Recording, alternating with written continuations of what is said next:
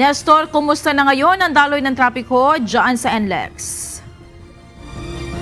Magandang gabi, Monica. Sa kasalukuyan nga ay ganun pa rin, nakararamdam pa rin ng mabagal na usad ng mga sakyan dito sa mga toll lanes sa RFID lane, particular dito sa mga cash lane sa Balintawak Toll Plaza. At patuloy itong minomonitor ng nasa 10 patrol personnel kasama na nga yung mga marshal na nakadeploy dito sa Balintawak.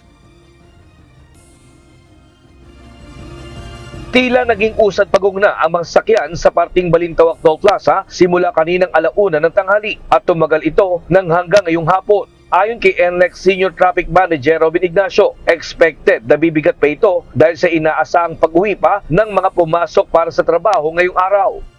Yun po yung tinataya po natin na nakauwi po yung karamihan. Friday afternoon hanggang evening at saka nung buong maghapon po nung Saturday. Pero today po, dahil meron pa po pasok ang mga opisina, kami naman po sa NLEX ay nakahanda pa rin po kung may maaaring pagdagsa pa rin po after office hours hanggang mamayang gabi or hanggang bukas po early morning. Ayon kay Ignacio, papalo ng 10% increase ang inaasang volume ng sasakyan na pabalik ng norte. Mula 334,000 ay posibleng sumipa ito ng hanggang 360,000 motorista mula December 20 hanggang December 24. Sa kabila ng mabigat na daloy ng trapiko, may 1,500 patrol personnel na rin na ipinakalat sa mga toll plazas para sa seguridad ng mga motorista at pagsasaayos sa mahabang pila. Kami naman po ay nakahanda at tuloy-tuloy po yung aming deployment ng mas maraming personnel mula po sa patrol natin, sa toll lane assist, sa security guard, sa traffic marshal at saka yung ating mga incident response teams. Samantala, bukod sa heavy traffic sa toll lanes, lalo na sa cash lanes, marami namang motorista sa parking area sa Balintawak Toll Plaza ang naghahabol sa pila para makabitan lang sila ng RFID sticker. Ang iba naman ay RFID replacement, bukod pang nagpapaload ng RFID. Sa 20 hours na, papunta rito.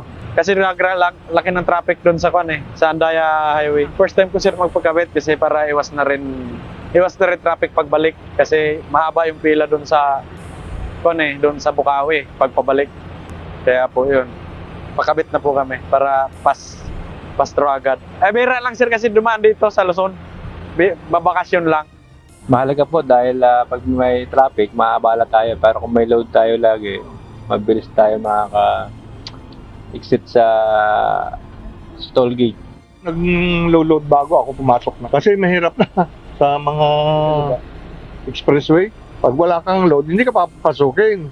Ayon kay Robin Ignacio, nasa mahigit 1 million na o 90% na anya ang nakapagpakabit na ng RFID na bumiyahe sa north at southbound area. Kailangan may sapat na load at least minimum na 500 pesos. Sa mga nais magpakabit ng RFID, maaari itong matagpuan sa customer service kabilang ng Balintawak, Santa Rita, Giginto. Bukas ito ng 7:30 AM hanggang 5 PM. Samantala, pagsapit ng December 24 naman, bukas ng 10 PM hanggang December 25 ng 6 PM ay wala namang problema sa pagbabayad sa cash at RFID lane. Dahil libreng makadadaan sa toll lane at cash lane sa lahat ng toll plaza sa NLEX ang mga motoristang dadaan sa Class 1, Class 2 at Class 3 vehicle.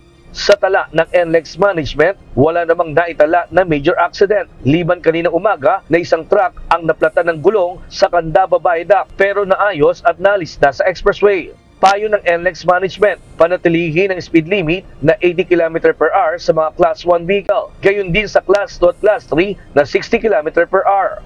Sa mga masisiraan naman ng sasakyan, may pre-towing naman ang NLEX management para sa Class 1 vehicle, 6 AM to 6 AM ng December 24 hanggang 25. Kasunod ay December 30 hanggang December 31, January 2 hanggang January 5, sa kapareho pa ring oras. Sakali namang magkaaberya sa NLEX, maaari namang tumawag sa NLEX hotline number na 1-35000. Para malaman naman ang lagay ng trapiko, bisitahin lang ang NLEX Corporation at NLEX Expressway at makikita agad 24/7 ang real-time situation ng daloy ng trapiko. Monica, samantala expected naman pagbalik ng December 27 ng 6 AM hanggang December 29 ng 6 AM ay aabangan naman ang mabigat na trapiko pabalik ng Maynila sa Bukawi Toll Plaza. At sa ngayon nga ay paalala rin na sa pagdating sa December 25 hanggang January 1 ay sarado o ito naka-close yung customer service dito sa Balintawak Top Plaza kung saan nga ay hindi na maaaring makapagpa-load at makapagpakabit ng RFID sticker ang sino mga habol sa nasabing petsa. At yan mo ito yung latest live mula dito sa Balintawak Top Plaza. Balik sa iyo, Monica. Maraming salamat, Nestor Torres.